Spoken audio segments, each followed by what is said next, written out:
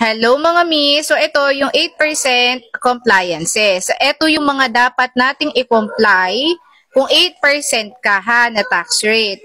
So January, February, March, yan yung ating first quarter. 1701Q yung ipapasa natin. 1701Q plus South 2301. Yung South, yan po yung withholding tax na ibibigay sa atin ng platform. Pero kung wala ka niyan, 1701Q lang yung dapat mong ipasa sa May 15.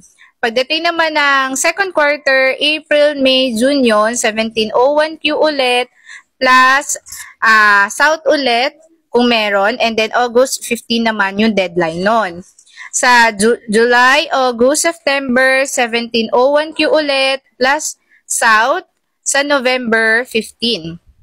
And then, October, November, December, 1701A naman, yung ipapasa natin, plus South ulit kung meron, sa April 15 naman yung deadline nun.